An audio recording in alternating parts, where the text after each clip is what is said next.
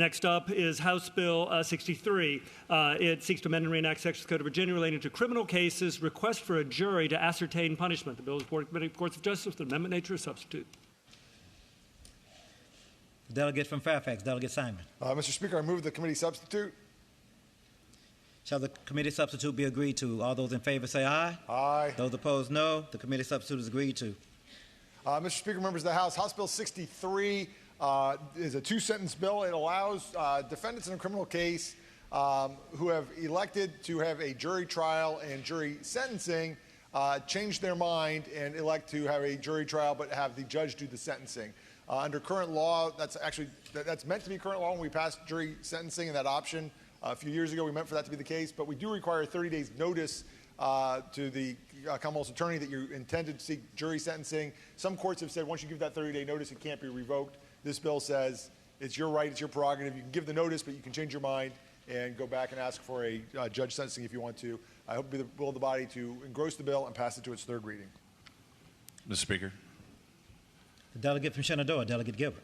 Will the delegate yield for a question? Will the delegate yield for a question? I'll yield. The delegate will yield. I apologize to the delegate for not reading ahead. I could have done that, but I will simply ask him, at what point in the process can the defendant still elect to switch? Let's say they've chosen a jury, conscience of the community, they want them to hear it and decide punishment.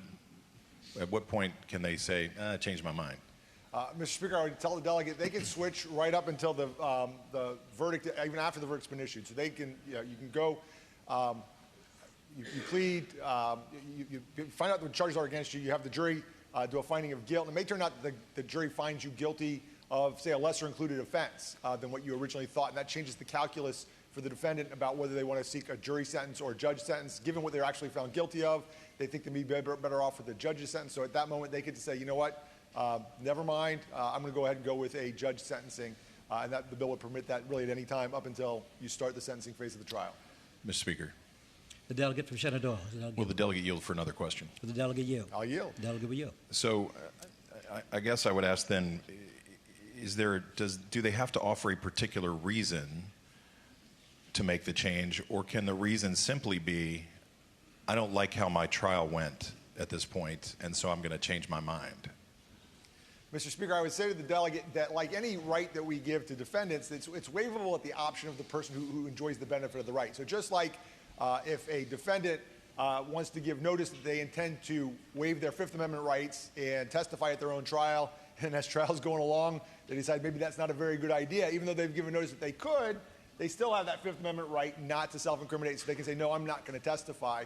So we feel like this bill contemplates that this right to a jury sentence is the same kind of waivable right that at any moment, for any reason, since we've given them the right to choose how they'd like to be sentenced, they can exercise that for any reason or no reason at all. They don't have to explain themselves to anybody. It's their option, and they should have it. I thank the delegate, Mr. Speaker. Shall the bill be engrossed and passed to its third reading? All those in favor say aye. Those opposed, no.